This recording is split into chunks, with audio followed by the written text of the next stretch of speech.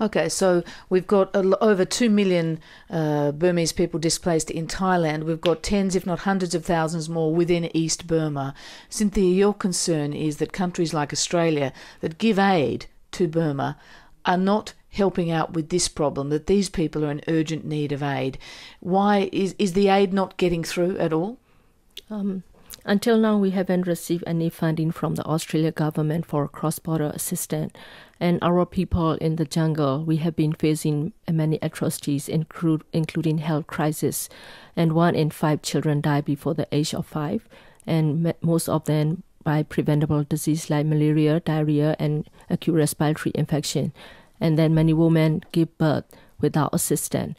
So during the displacement, they are more vulnerable, and we also have the highest maternal mortality rate in the Southeast Asia. That's why we want more international assistance, including the AusAID, to provide assistance for the most vulnerable population. The Australian government does give, I think it's $16 million in aid to Burma. Charm, why isn't that enough? Or is your problem it's not so much the amount of aid, but where it's directed?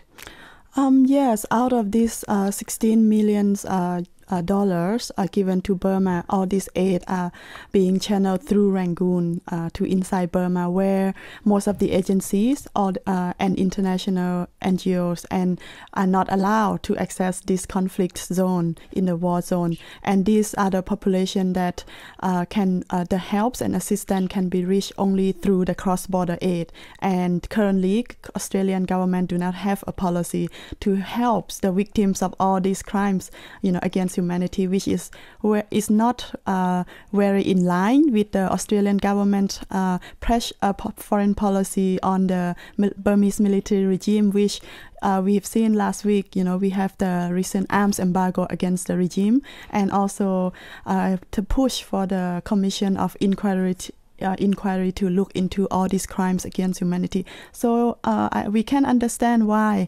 Australian government, the policy is not in line in this, and it doesn't add up.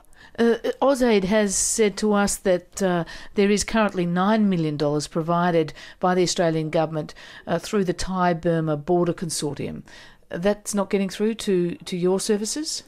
The Thai-Burma Border Consortium received funding last year, 1 million for the refugees working inside the refugee camps in Thailand.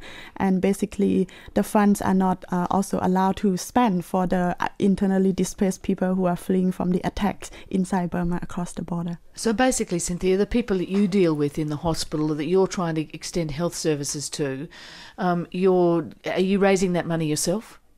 Yeah, we have been working with various community-based organizations, including the ethnic health department and also the local community volunteer like midwife or community health worker, to empower them and to train them to be able to treat the locally common illness and to provide life-saving medical assistance. So over the past 10 years, we have been building the partner with different ethnic health and women and youth organizations, fundraising as well as to advocate for the people who are displaced inside Burma. And what difference would it make to you and the work you do if you got some aid directly from a government like Australia? Yeah, the first thing is we can provide services which urgently need to save the life of people, like to treat malaria, to provide assistance for the safe delivery, as well as pneumonia and diarrhea treatment. And again, we can try to empower the local community to address their problem and to train them to be able to treat their own community and to strengthen the network of health and social organization. You've come all this way to speak directly to AusAID and to the relevant government minister. What response have you got? I know you've spoken to AusAID and you have spoken to Bob McMullen. What response have you got? Yes, the meeting was very good. The minister, Mr. Bob McMullen, also sympathized with the situation and also see the urgent needs of the dire needs of the humanitarian assistance for these internally displaced people.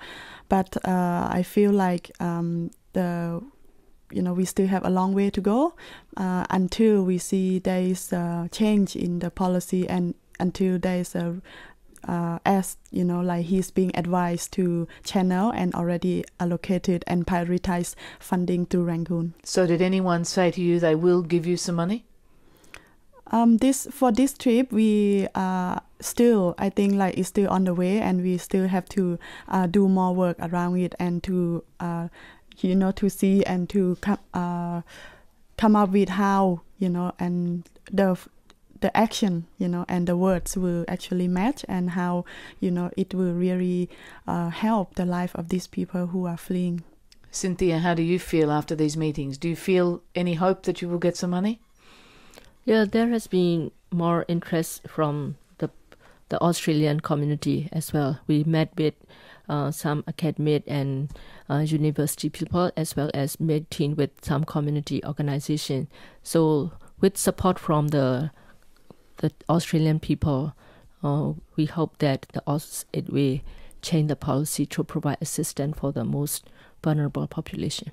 Cynthia Mung and Cham Tong, thank you very much for joining us on Breakfast. Thank you. Thank you. That's Dr. Cynthia Mung. She's the founder of the Mai Tao Clinic on the Thai-Burma border, and also human rights activist Cham Tong. And they're in Australia as part of a delegation to seek more help in terms of aid funding for East Burma in particular.